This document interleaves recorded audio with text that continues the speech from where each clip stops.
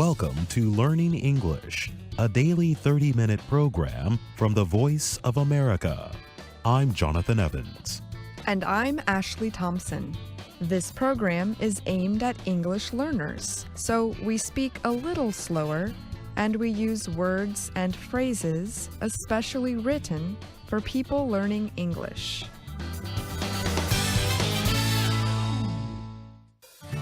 Today on the program, you will hear from Brian Lynn and Susan Shand. Later, Steve Ember will present our American history series, The Making of a Nation. But first, here is Brian Lynn. Apple announced 3 new iPhones and improved health features for its watches during a launch event on Wednesday. The event was held inside the Steve Jobs Theater at Apple's headquarters in Cupertino, California. One of the new phones is a larger version of the company's pricey iPhone X, which launched last fall. The new model is called iPhone XS Max. It has a screen size of 16.5 centimeters, making it Apple's biggest smartphone yet. As with the iPhone X, the XS Max has a screen that runs from edge to edge to provide more viewing space.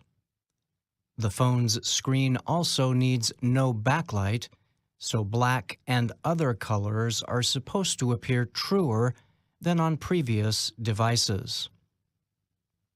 The iPhone XS Max will cost $1,099, up from the $999 price of the iPhone X. Another new model, called iPhone XS, is smaller than the iPhone 8 Plus, but actually has a larger, 14.7 centimeters, viewable display. The company says both the XS and XS Max models are equipped with an improved version of Face ID, which first launched with the iPhone X. Face ID permits users to unlock their devices just by looking at them. The iPhone XS is priced at $999. Apple says the XS and XS Max versions include the most powerful chip found in any smartphone. In addition, the devices use a dual camera system the company says produces much improved picture quality. This system combines faster processing speeds with what Apple describes as a neural engine. With these tools working together, the camera can automatically improve things like lighting, sharpness, and depth of field, Apple says. The third newly launched device is called iPhone XR. Made of aluminum, it has an edge-to-edge LCD display measuring 15.5 centimeters. The iPhone XR comes equipped with Face ID, but only a single lens camera. It is designed with fewer features than the other models to cut costs. The iPhone XR sells for $749. The new iPhone models will be available in the coming weeks in the United States and many other parts of the world. At its launch event, Apple also announced new versions and expanded features of its Apple Watch devices. The new Apple Watch Series 4 will be a bit larger than current models, coming in 40mm and 44mm versions. Apple says this will provide a screen that is about 30% larger than the Series 3 models. The Series 4 will also be built with a stronger back made of ceramic. Some of the Apple Watch's most popular features deal with tools to help users improve their health and fitness. Several improvements were announced related to these features. For example, the Series 4 will be able to detect when someone has an irregular heartbeat and send a warning message to the user. Apple said the devices can also gather more detailed heart health information known as an electrocardiogram. The watches also have a feature that is supposed to detect when a person falls. Apple says the watch can even automatically make a 911 emergency call for help if the person does not begin moving within a minute. Apple also used the launch event to announce that its new iPhone X devices will be equipped with dual SIM card technology. This means the devices will be able to hold both a nano SIM and eSIM inside. An eSIM can be controlled virtually and does not have to be placed physically inside the phone. This dual SIM technology can permit users to use two phone lines with their device. It will also make it easier for users to change phone service carriers without having to get new SIM cards directly from company providers. Apple announced that new phones launched in China will be equipped with spaces for 2 physical SIM cards, since eSIM technology has not fully developed there. The technology had already been available on some of Apple's iPad and Apple Watch devices. Apple CEO Cook said the company is already working with phone carriers on how the new technology will be used. I'm Brian Lynn.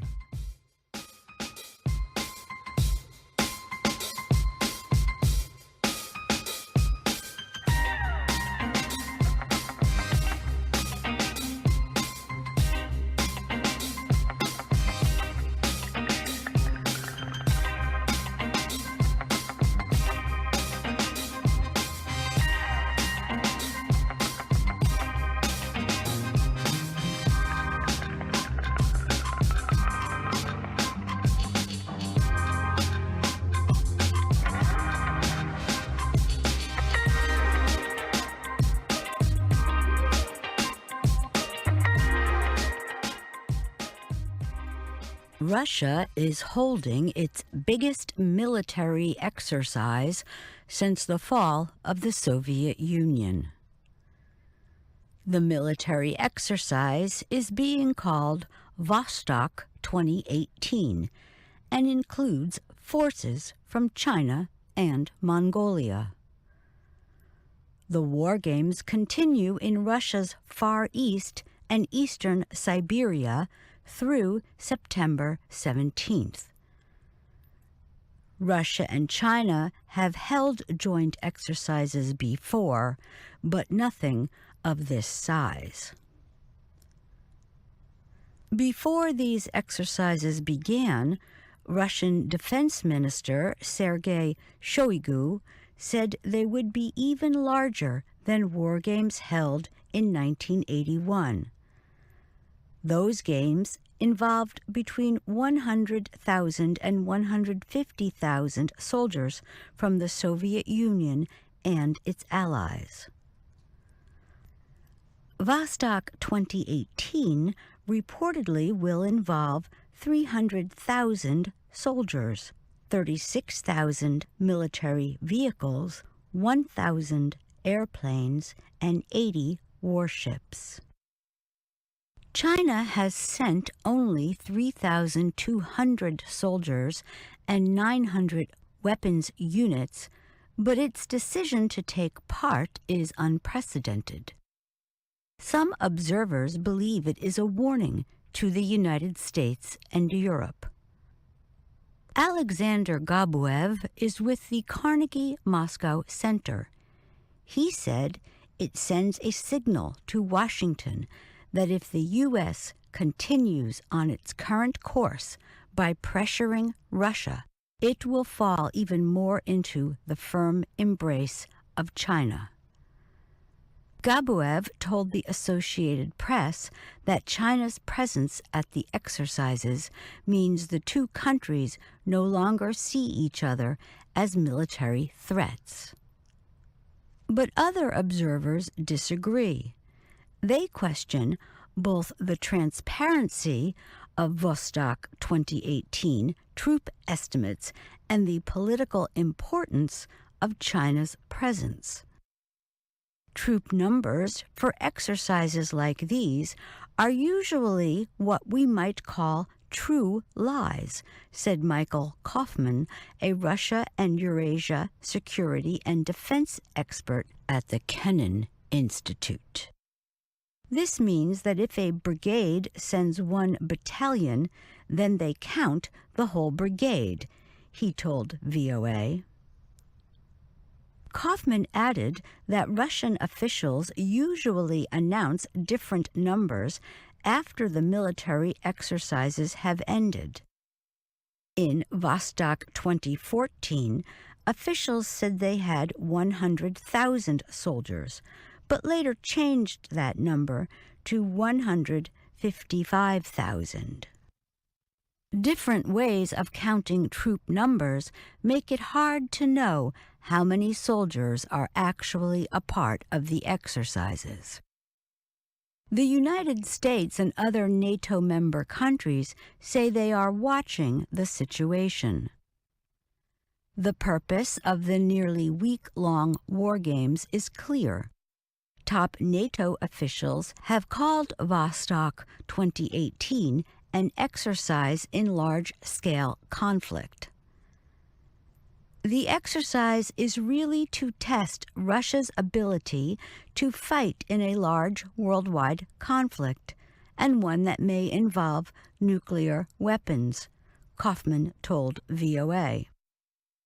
He said it also is an attempt to test the Russian military's skill at moving quickly and seeing how civilian military officials would react to a large-scale war. While much of the West worries about the risk of conflict across Eastern Europe, the Russians appear to be most worried about China and the Far East. Kaufman notes the Far East is different from other parts of Russia because it is so far from infrastructure and large population centers. He added that Russia's military there is almost designed to fight on its own, almost like a separate military, which is why it has so many ground force formations. Although Russia and China have increased military-to-military contact in recent years, no one really thinks the two sides have formed a formal military alliance. Russia has no chance of a formal military alliance with China, and not because Russia doesn't want it, said Alexander Goltz, a Moscow-based military expert. China has refused any military alliances or guarantees, he said, adding that the alliance for Vostok 2018 is limited, and China set those limits. Jeffrey Edmonds is a former Russia director for the U.S. National Security Council. He described Vostok 2018 as part of Russia's continuing efforts to modernize its forces. The actual exercise itself is standard Russian military activity, Edmonds said. He said that the high number of troops may be an attempt to go against the belief in a threat from the West. I'm Susan Shand.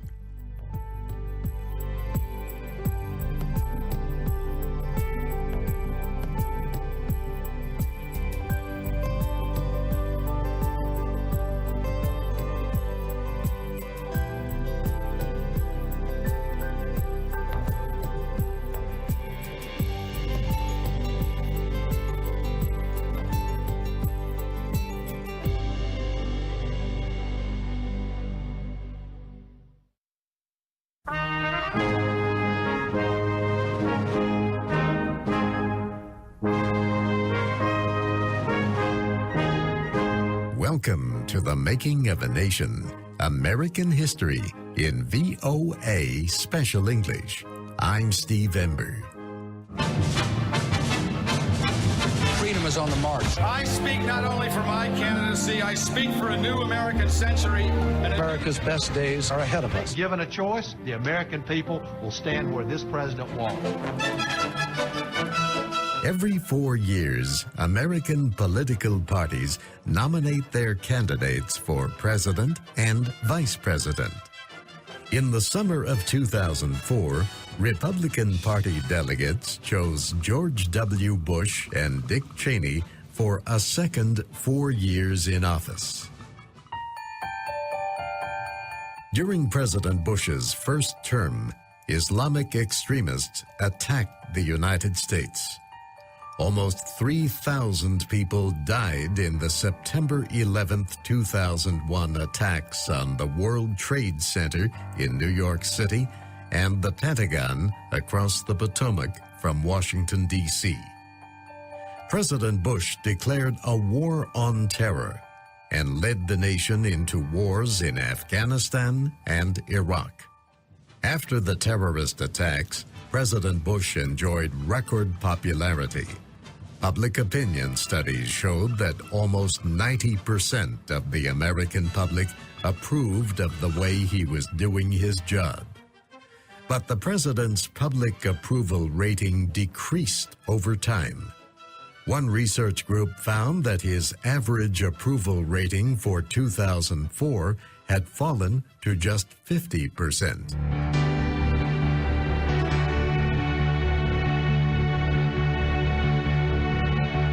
Before a presidential election, the main parties use primary elections and caucuses to choose delegates to a nominating meeting or convention.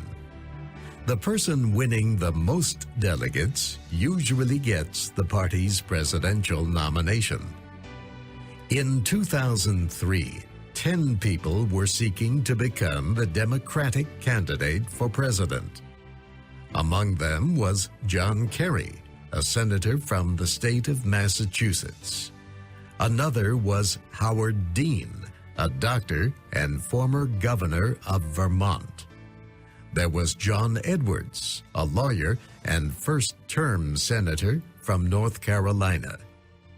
Senator Joseph Lieberman of Connecticut also was seeking the nomination. In 2000, Senator Lieberman had been the Democratic candidate for vice president. Another senator and former senator were also seeking the nomination. So were 2 members of the House of Representatives, a former general, and a civil rights activist. Former Vice President Al Gore was not among the candidates. He had lost the disputed election of 2000 to George W. Bush. Mr. Gore announced he would not be a candidate in 2004. I want my country back. Some political observers thought Howard Dean would win the Democratic nomination. The former governor actively opposed the war in Iraq. Where we're all included. Thank you very much. He won praise for the way he raised money for his election campaign. Supporters gave him millions of dollars in small gifts through the internet.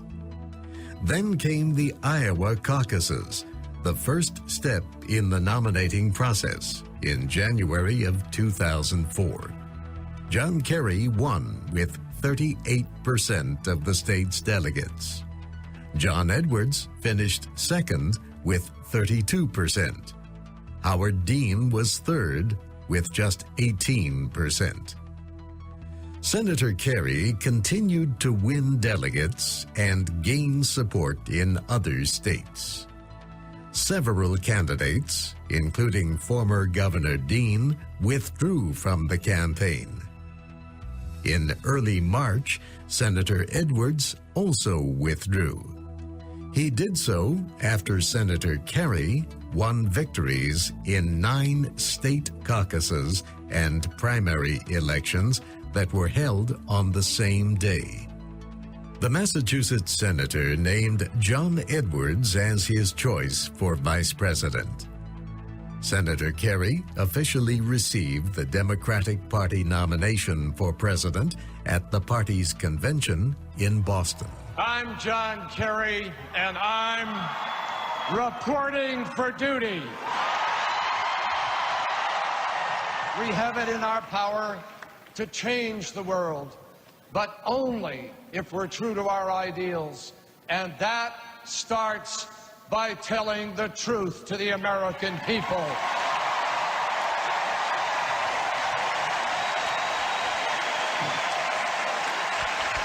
As president,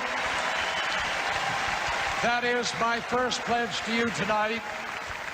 As president, I will restore trust and credibility to the White House.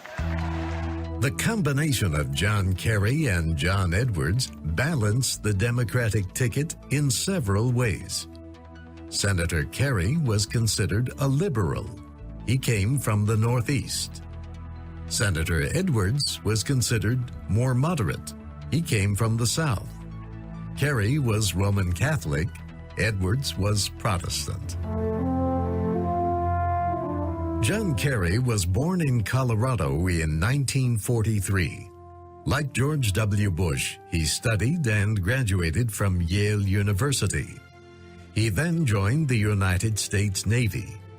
He was wounded in combat and won honors for his service in the Vietnam War. He criticized the war after leaving the military. John Kerry graduated from the Boston College Law School in 1976. He became a lawyer for the state government in Massachusetts. Then he served 2 years as lieutenant governor of the state. He was first elected to the Senate in 1984. His wife, Teresa Heinz Kerry, led a family foundation that gives money to important causes. Senator Kerry and President Bush debated 3 times on national television. They campaigned hard across the country. Foreign policy was the major issue during the campaign. Mr. Bush centered his campaign on national security. He said he was the best candidate to keep America safe from terrorists. He said Americans could trust him to be strong against terrorism. He presented himself as a decisive leader. He said Senator Kerry had changed positions on issues and would be unsure in the face of danger. In 2002, the senator had voted to give President Bush the power to use force against Iraq. But Mr. Kerry now criticized the way the Iraqi conflict was being fought. By autumn of 2004, more than 1,000 Americans had died in Iraq since the war started in March 2003. Thousands of Iraqi civilians also had been killed. Senator Kerry talked about the war in Iraq. You got to be able to look in the eyes of families and say to those parents, I tried to do everything in my power to prevent the loss of your son and daughter. I don't believe the United States did that, and we pushed our allies aside. Senator Kerry said his goal for the United States was stronger at home, respected in the world. He believed that the United States had lost respect from many of its allies because of President Bush's foreign policy in Iraq. The president defended American actions in Iraq. He said the war was needed to fight terrorism. He also expressed satisfaction that because of the war effort, Iraqis were free of a cruel dictator. In the United States, economic growth had slowed before George W. Bush became president. The economy got worse after the terrorist attacks in 2001. Mr. Kerry said the economy should be expanding at a faster rate. And he denounced the growth of the national debt under Bush's leadership. The president praised his administration's actions in difficult economic times. 6 months prior to my arrival, the stock market started to go down, and it was one of the largest declines in our history. And then we had a recession, and we got attacked, which cost us 1 million jobs. But we acted. I led the Congress. We passed tax relief. And now this economy's growing. We had 1.9 million new jobs over the last 13 months. President Bush suggested a plan for younger workers to place some of their pay in private retirement accounts. Senator Kerry opposed this idea. The president opposed most operations to end unwanted pregnancies. The senator supported a woman's right to have an abortion. His position disagreed with that of the Roman Catholic Church. Early in the campaign, opponents of John Kerry's candidacy formed a group called Swift Boat Veterans for Truth. Its leader was a military veteran who, like Mr. Kerry, fought in the Vietnam War. The group argued that the senator was unfit to serve as president because of comments he made about his military service and his activism in the anti-Vietnam War movement. John Kerry gave the enemy for free what I and many of my comrades in North Vietnam in the prison camps took torture to avoid saying. The group even questioned the combat medals awarded to Mr. Kerry. Other Vietnam veterans, including several who had served with Kerry, denounced the charges against him as completely false. Some people believe the accusations and his campaign's delay in answering them had an important effect on the results of the election. Americans voted on November 2nd, 2004. As in the election of 2000, there were questions about voting problems during and after the election. The vote was especially close in the state of Ohio. Kerry's supporters reported problems with voting machines. They also said many people were illegally prevented from voting. The state had enough electoral votes to decide the winner of the presidential election. But the day after the voting, Senator Kerry decided not to question President Bush's win in Ohio. The final results showed that Mr. Bush won about 51% of the popular vote nationwide. Mr. Kerry won about 48%. George W. Bush would serve 4 more years as President of the United States. And that's our program for today. Listen again tomorrow to learn English through stories from around the world. I'm Jonathan Evans. And I'm Ashley Thompson.